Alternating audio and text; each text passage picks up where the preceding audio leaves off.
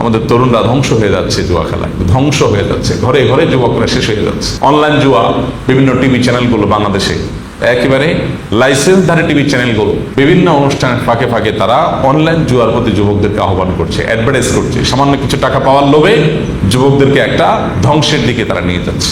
জুয়া খেলায় একজন ব্যক্তি 4 লক্ষ টাকা হারিয়েছে। এর মধ্যে 1 লাখ টাকা ছিল ধারের এবং 3 লাখ টাকা চাকরি করে জমানো।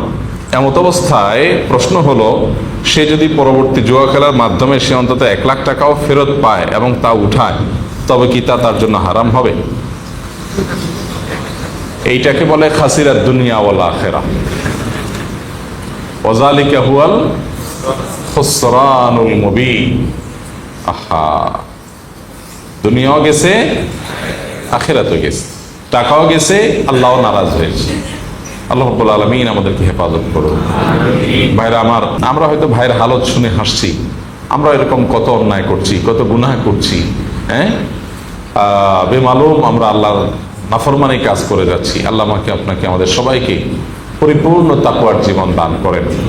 আল্লাহর বান্দেগীর ভিতরে যে স্বাদ, অন্য কোনো কিছুতে সে স্বাদ নাই। ইবাদতের সে স্বাদ যেন আমরা পাই, সেজন্য বেশি আমল শিখাইছেন। 5 ওয়াক্ত নামাজের পর একটা দোয়া কখনো আমরা ছাড়বো না।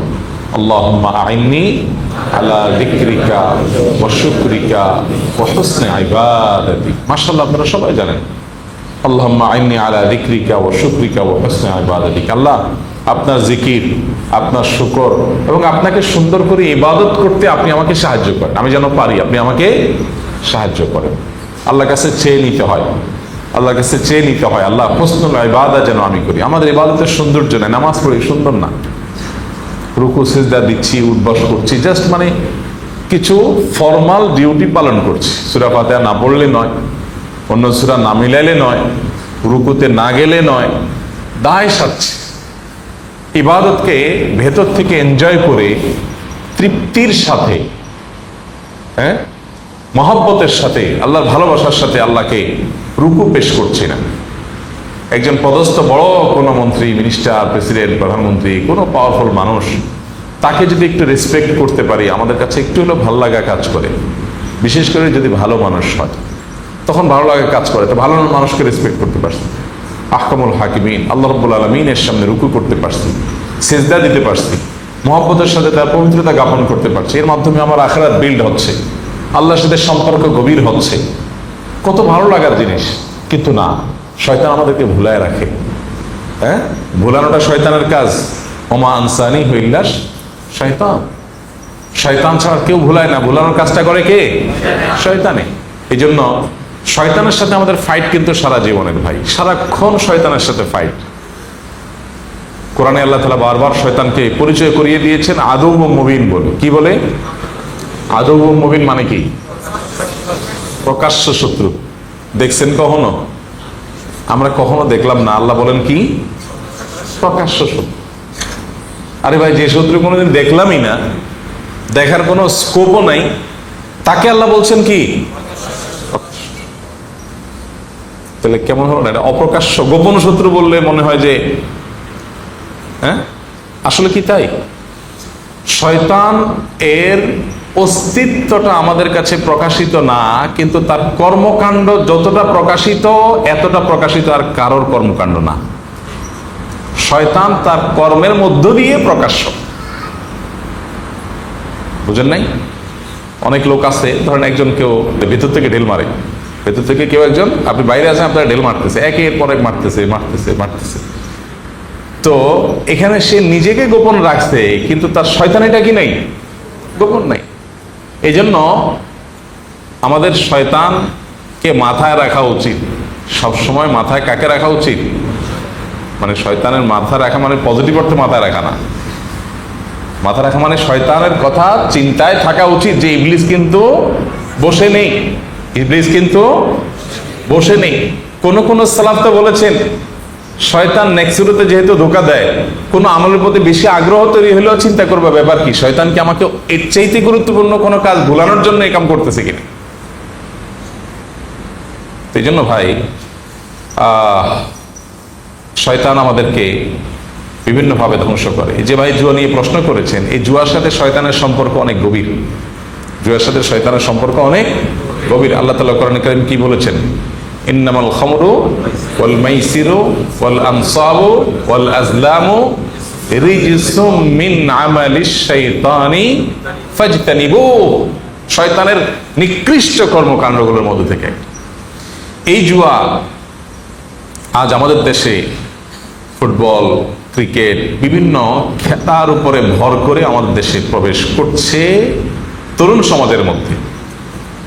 এখন সাধারণ স্ক্রিনে খেলা দেখছে, সেখানে বাজি ধরছে টাকা দিয়ে, ঘরে ঘরে, এলাকাতে এলাকাতে, এবং এটা এমনভাবে ব্যাধির মতো ছড়ায় যাচ্ছে যে এই ব্যাধি থেকে আমাদের তরুণ প্রজন্মকে রক্ষা করা খুবই কঠিন। এই সমস্ত খেলাধুলার উপরে ভর করে এই জুয়া সারা দেশে বিস্তৃতি লাভ করছে, তরুণদের মধ্যে বিস্তৃতি লাভ করছে, এবং মোবাইল অ্যাপের মাধ্যমে এটা ব্যাপকভাবে বিস্তৃতি লাভ করছে। অনলাইন জুয়া ব্যাপকভাবে বিস্তৃতি লাভ করছে। তো যেভাবে প্রশ্ন করেছেন তাকে বলবো, জুয়া খেলে যে টাকা চলে গেছে সেটা উদ্ধার করার জন্য আবার যদি নতুন করে জুয়া খেলেন, যে ঠিক আছে আগেরগুলো উদ্ধারের জন্য আমি খেলি, তো আগেরগুলো উদ্ধার হবে গ্যারান্টি কি? উদ্ধার হবে না হয়ে বরং আরো তো চলে যেতে পারে, কি বলেন? আর যদি উদ্ধার হয়ও, কথার কথা, তো সেক্ষেত্রে শয়তান, যে শয়তানের কাজই হলো জুয়া খেলানো, জুয়ার সাথে শয়তানের নিবিড় সম্পর্ক আছে, সে আপনাকে উদ্ধারের পরে বলবে 1 লাখ উঠছে, আরো তো 3 লাখ আছে, উঠাও। এরপরে বলবে ঠিক আছে আর 2 কদম বাড়ো, প্রত্যেকবার কি আর ধরা খায় মানুষ, এবার হয়তো লাভ করবা। এই জন্য চক্র থেকে আর বের হওয়া যাবে না। শরিয়ার দৃষ্টিকোণ থেকে ওই যে টাকা চলে গেছে সেটা উঠানোর জন্য আর জুয়া খেলার কোনো সুযোগ নাই, পরিষ্কার হারাম হবে। হ্যাঁ, আপনি আগের টাকা যে নিয়ে গেছে, এখন নতুন করে যদি আপনি টাকা জিতেনও, সেটা কার কাছ থেকে নেবেন? আর আগের ক্ষতিপূরণের জন্য নতুন করে আবার জুয়া খেলা, এটা যায় যাবে না। বরং এক কাজ করেন, দেখেন শয়তান যে এখানে কুবুদ্ধি দিছে ভদ্রলোকের, দেখেন এটা একটা আইডিয়া, মানে একটা কু আইডিয়া দিছে, এর একটা ক্লু এখানে দেই। সেটা হলো, আচ্ছা যেই টাকা চলে গেছে এটা উদ্ধারের জন্য জুয়া খেলতে বুদ্ধি দিছে শয়তান। কেন শয়তান এই বুদ্ধিটা দিতে পারলো না যে ওইটা উঠার জন্য তুমি এখন জানতো মেহনত করে ব্যবসা শুরু করে দাও? কি বলেন? এই বুদ্ধিটা দেওয়া যেত না, কিন্তু না, শয়তান তারে এই যে কুবুদ্ধি যে শয়তান দিছে তার প্রমাণ হলো এটা। সুবুদ্ধির আলামত হইতো কি? ভাই জুয়া আমার 1 লাখ টাকা গেছে, আগে আমি 8 ঘন্টা ডিউটি করতাম, এখন 12 ঘন্টা না 14 ঘন্টা ডিউটি করবো, ওভার টাইম করে করে 1 লাখ আমি উঠাই ফেলবো। অথবা আগে আমি ব্যবসা করতাম যতটুকু মনোযোগ দিয়ে, এখন তার ডাবল মনোযোগ দিয়ে ব্যবসা করব, বেশি সময় দিয়ে ব্যবসা করব, দোকানটা আগে সকাল 9টা খুলতাম, এখন ফজর পরে খুলে ফেলবো, যাতে করে কাস্টমার 2-4টা বেশি হয়, 2-4 পয়সা বেশি আসে, এই 1 লাখ আমাকে উঠাই ফেলতে হবে। শয়তান কখনো সুবুদ্ধি দিবে না, আদৌ মুমিন সে শত্রু, কুবুদ্ধি দিবে। এই ভদ্রলোককে শয়তান কুবুদ্ধি দিছে। তো যিনি প্রশ্ন করেছেন, আমি জানি না উনি এখানে আছেন না অনলাইনে কেউ প্রশ্ন করেছেন, যে ভাই হন না কেন, তাকে বলবো দয়া করে শয়তানকে বেইজ্জত করে তার মুখে চুনকালি মেখে দিয়ে জীবনের তরে হিম্মতের সাথে সাহস করে হারাম থেকে বের হয়ে আসেন। বান্দা যখন তওবা করে বের হয়ে আসে, আল্লাহ বান্দার সব গুনাহ মাফ করে দেয়। আপনার টাকা হারিয়েছেন, যে গুনাহগুলো হয়েছে, এগুলো সবগুলো আল্লাহ মাফ করে দিবেন। ইন্নাল্লাহা ইয়াগফিরুয যুনুবা জামিআ লা তাকনাতু মির রাহমাতিল্লাহ, ইন্নাল্লাহা ইয়াগফিরুয যুনুবা জামিআ। আল্লাহর রহমত থেকে নিরাশ হবেন, আল্লাহ সব গুনাহ মাফ করে দিবেন, আল্লাহ ওয়াদা করেছে। আল্লাহ আমাদেরকে গুনাহ থেকে বের হয়ে আসার তৌফিক দান করুন। তওবা করার হিম্মত সবাই হয় না ভাইরা আমার। সৎ সাহস, 5 তলা বিল্ডিং থেকে লাফ দেওয়া, এটা যতটা সৎসাহসের কথা, এর চেয়ে বড় সৎসাহসের কথা হলো একজন একটা হারামের সাথে জড়িত, তিনি এটা ছেড়ে দিয়েছেন, আল্লাহর ভয়ে ছেড়ে দিয়েছেন, আর সেদিকে ফিরেন নাই। এটা হলো প্রকৃত সৎসাহসের কথা, এটা হলো আসল সাহসের কথা, আসল বীরত্বের কথা।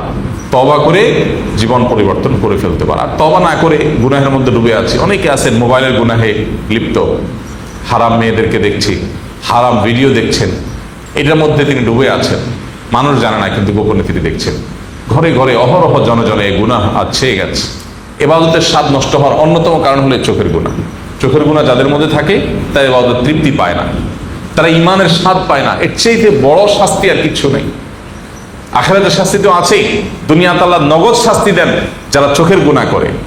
ফিল্মের ক্লিপ দেখেন, মিউজিক দেখেন, মিউজিক শুনেন, মিউজিকের ক্লিপ দেখেন, হারাম ভিডিও ছবি দেখে দেখে মজা নেন, অফলাইনে কিংবা অনলাইনে। তাদের দুনিয়াতে আল্লাহর পক্ষ থেকে নগদ শাস্তি হলো ঈমান এবং ইবাদতের স্বাদ তাদের কপালে থাকে না, তুলে নিয়ে যায়।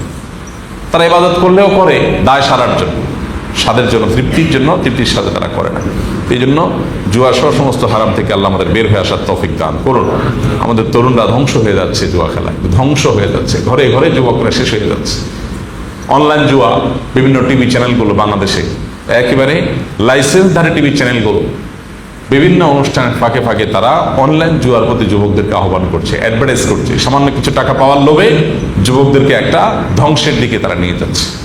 তো এগুলোর জন্য সংশ্লিষ্ট কর্তৃপক্ষের কড়া নির্দেশনা দরকার, পদক্ষেপ দরকার, যাতে করে যুবকরা এই সমস্ত বকে যাওয়ার হাত থেকে রক্ষা পায়।